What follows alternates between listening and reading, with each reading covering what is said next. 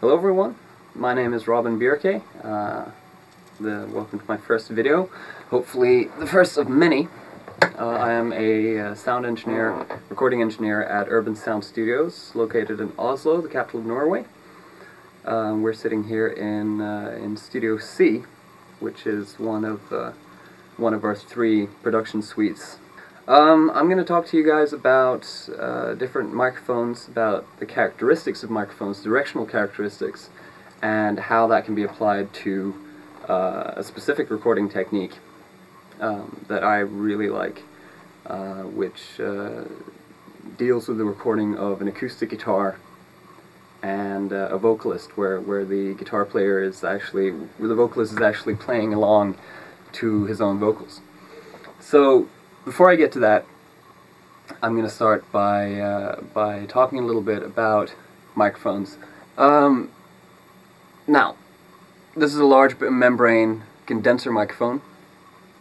It consists of a membrane inside, which picks up sound by vibrating in tune with the vibrations in the air, which is what sounds are. Now, different microphones have different ways that, or different directions that they pick up sound. You've got 3 basic types. You've got omnidirectional, cardioid pattern, and bidirectional or figure of 8. To begin with, omni is the simplest directional pattern. This means that the capsule accepts sound just from one side, which results in a roughly spherical pickup pattern. So it picks up equally, or basically equally, from every direction. The second and most common pickup pattern is the cardioid pattern, which entails that the microphone is directional. So if this is the front of the microphone, it's going to pick up more at the front than at the back. So the pickup pattern would look roughly like this. You got the front here picking up a lot, and then it ebbs off towards the back. It's not a complete null, but you're getting a lot less input from the back. And this shape, if you look at it like a diagram, looks a lot like a heart. So that's where cardioid comes from. Most commonly, budget microphones will have one pickup pattern, and they will usually be cardioid. The third, and the most important to the topic of the day, is a figure of 8 pattern. This can also be called bidirectional pattern, which means that the microphone picks up from the front and the back. Now, the way that it does that is either you have 2 membranes or one membrane that accepts sound from both sides. So when you're talking into the side of the microphone, like I am now, the sound is hitting both sides of the membrane at the same time, and the vibrations, the waves of the sound, are actually cancelling out. So when they get summed into an electrical signal, which is what a microphone does, it comes out flat. So this is the only characteristic that gives you a complete null. So around the 90-degree axis, there will be no sound accepted in an ideal world.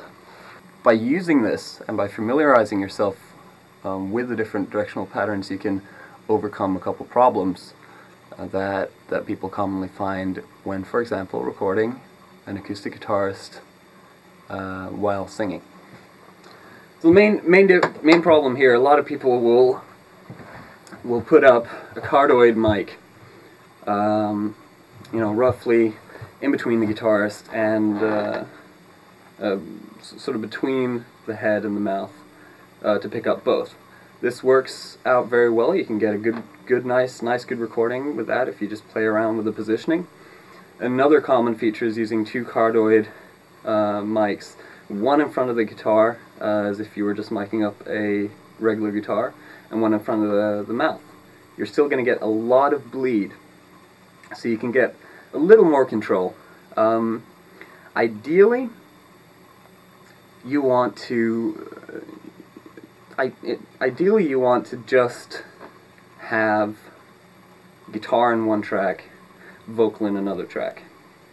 Now, using the figure of 8 pattern, we can accomplish this to a certain point. Got my guitar here. got my mouth here. You're going to place one microphone roughly where you'd normally place it. Now the thing here, you set it to figure of 8, or if it's a ribbon microphone it'll already be in figure of 8 configuration, and then you angle it up towards the vocalist's mouth so that the song is being picked up at the null point of the microphone. You then put up another one roughly where the vocalist is going to sing and angle it down towards the guitar. Now when these two signals are played off, you're getting a very efficient cutaway of the sound, and I'm going to show you a recording that I did a couple weeks back where we used this technique for the bass take, and you can actually hear how much of a difference this makes. Okay, so in front of us we have the two tracks right here, which have been recorded with this microphone technique. It's just one guitar and one vocalist playing the guitar, like I outlined earlier. So we can play them both together, and you can hear the recording. Haven't really done a lot of this, just put a simple compressor and a little bit of EQ on the voice. You say much of how you love tomorrow. It's a pretty good, it's a good sounding track. Now, bear in mind that this guy it was done in one take. He's sitting with the guitar on his lap and playing. So I'm going to mute the guitar track and just play the vocals. You say much. Now bear in mind that this guy is actually sitting and playing, and you've got this much separation. It's comparable in my mind to some instances of headphone bleed, where you've got the backing tracks and a too high volume in the headphone. You're picking it up in the microphone. So this is it's pretty cool. Now on the guitar track, you got a little bit more voice. This has probably got to do with me being short of time, and we were just basically doing this for the fun of it, and not placing the microphone right. It's also got to do with the nature of how the human body projects the voice. It's not just from the mouth, but it also comes from the chest and from the rest of the head, and your whole body is resonating, which means there's a wider area, and the null point in the microphone is just one point. So you got a little bit more of the voice, but also a lot of this is room sound. So using that, you can using this technique, you can do whatever you want with your vocals, and they're gonna, it's gonna be good separation. So yeah, that's it basically. I hope you guys have a use for this. Again, my name is Robin Lomax. Check out my blog. It's called Bjerke. We're here at Urban Sound Studios in Oslo. We're going to be creating a little mini-series of videos directed to guys like you, apparently.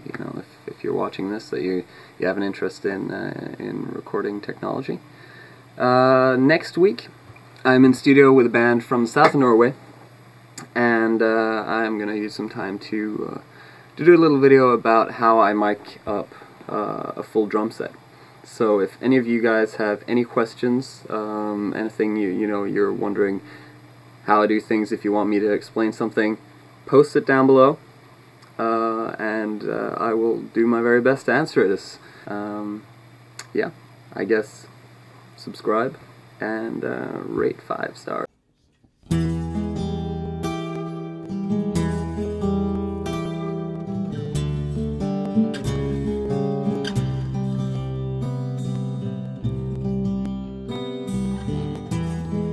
You say